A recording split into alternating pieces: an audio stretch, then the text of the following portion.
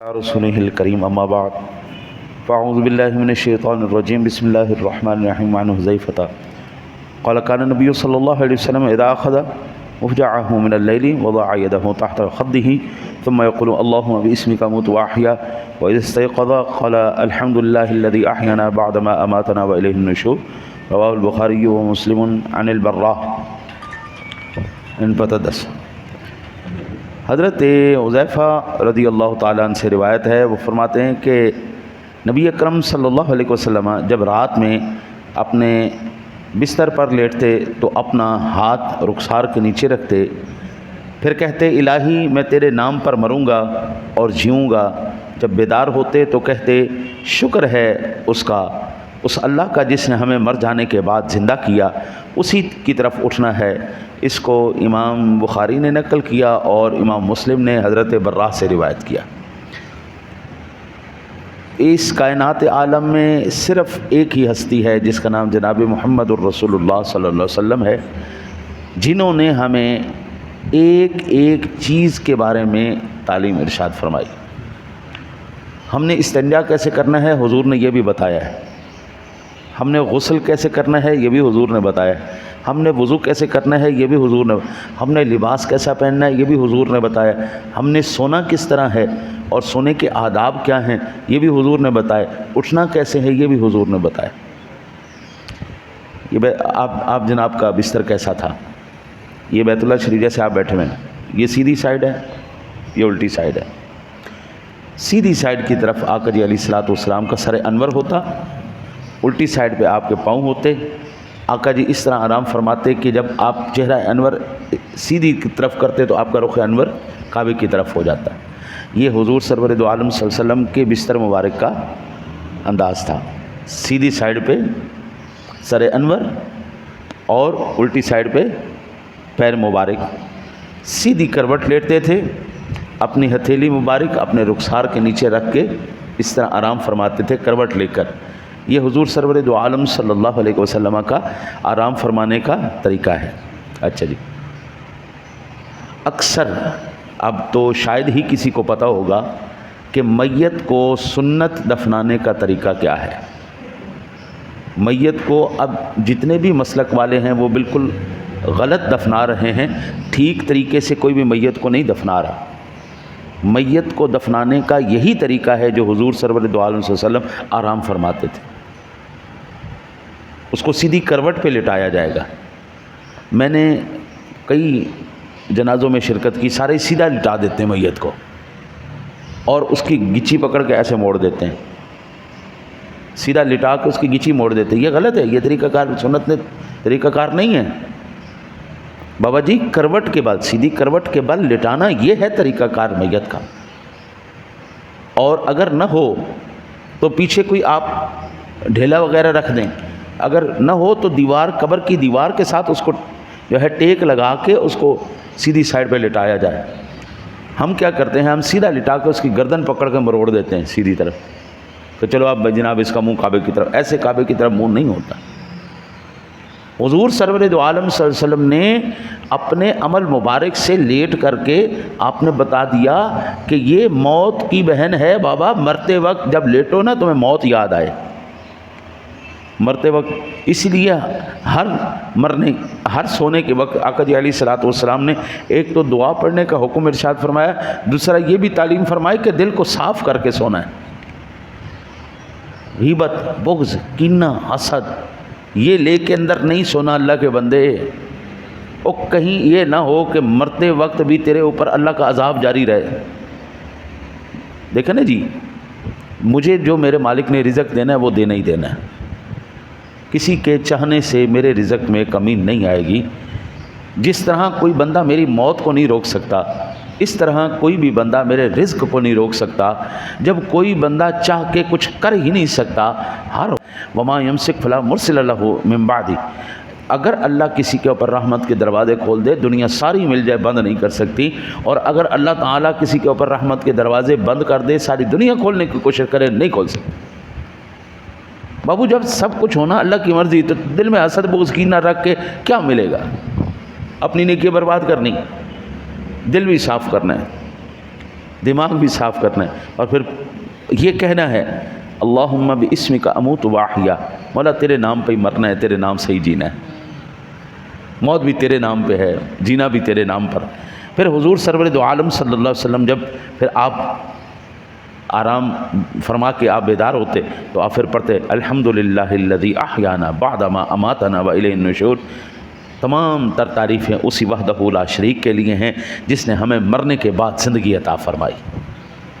موت بھی بہن ہے، یہ نیند بھی موت کی بہن ہے، نہ موت میں کچھ پتہ چلتا ہے نہ نیند میں کچھ پتہ چلتا ہے، دونوں میں بندہ فارغ ہوتا ہے۔ اچھا جی، یہاں پر ایک اور بات میں جو بڑی اہم کرنا چاہتا ہوں، مرنے کے بعد ہم جب سوتے ہیں یہ کس بات پر دلیل ہے؟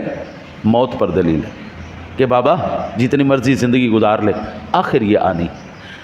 میں نے نا ایک وہ ہمارے جیل خانہ جات کے اس وقت والد گرامی رحمۃ اللہ تعالیٰ علیہ درس لینے جاتے تھے، وہاں پہ سب سے پہلے لاہور کے جیل خانوں میں درس میرے والد گرامی نے شروع کیا تھا۔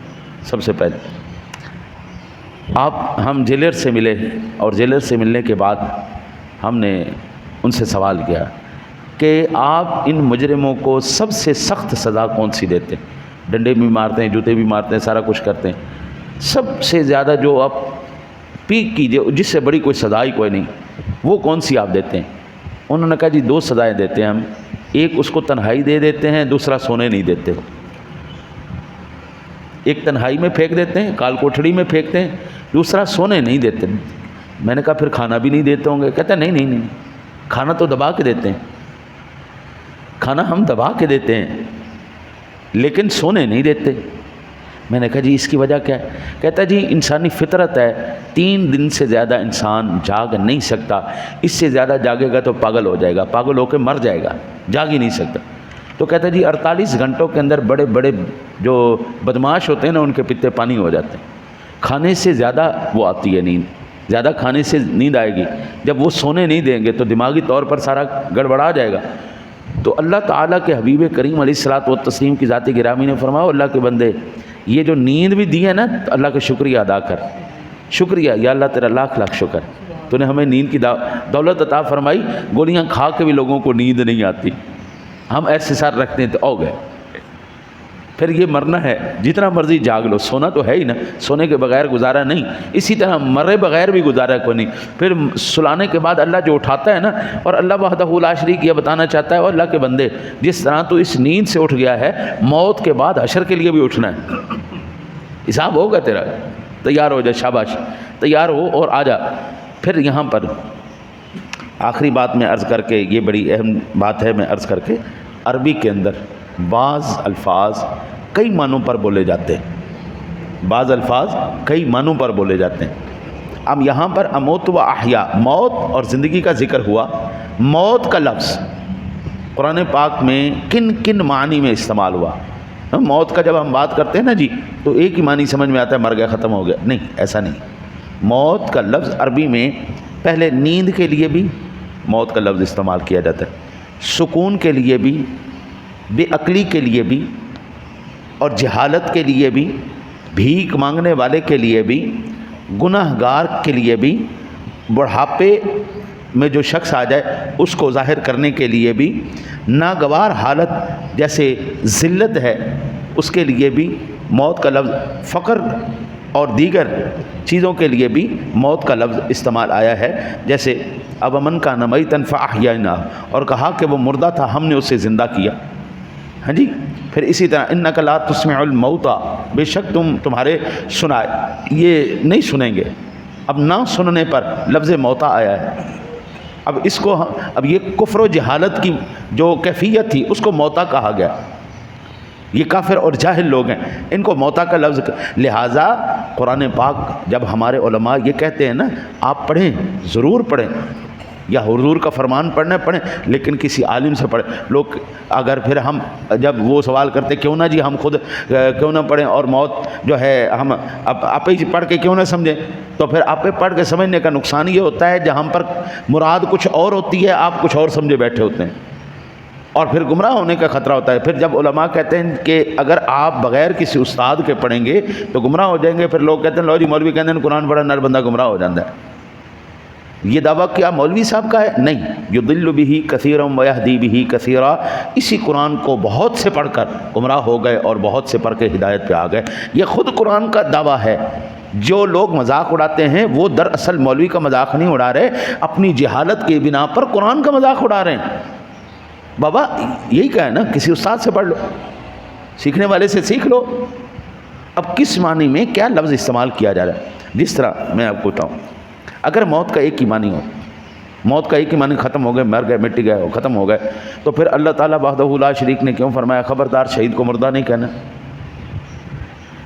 شہید کو مردہ نہیں کہنا، خبردار. یا اللہ ہم کیوں نہ کہیں؟ ہم تو دیکھ رہے ہیں، ہم تو دیکھ رہے ہیں، مر چکا ہے، ختم ہو چکا ہے. فرمایا بل احیا، وہ زندہ ہیں، ولکن لا تشعرون، تمہیں عقل کوئی نہیں، تھوڑی عقل نہیں ہے کوئی نہیں کہ تسی سمجھ سکو دی کیڑی زندگی. ایک مقام پر فرمایا بل احیاء عند ربہم یرزقون، وہ اپنے رب کے ہاں زندہ بھی ہیں اور رزق بھی دیے جا رہے ہیں. اب میں کہوں نہیں نہیں نہیں نہیں، یہاں پر موت کا مطلب تو ایک ہی ہوتا ہے، تو گڑبڑ ہو گئی نا. بھائی اللہ کہہ رہا ہے زندہ ہے، میں کہہ رہا ہوں نہیں مر گیا. اگر میری اور اللہ کی جنگ شروع ہو جائے، اللہ نہ کرے، اللہ نہ کرے، اللہ کبھی ایسے وقت نہیں، تو جیتے گا کون؟ اللہ جیتے گا. جی کفر پر میں مروں گا، جنگ اللہ جیتے گا. دعا کرو اللہ تعالیٰ اپنے حبیب کا صدقہ ہمیں حضور کے اسوہ پر عمل کی توفیق نصیب فرمائے.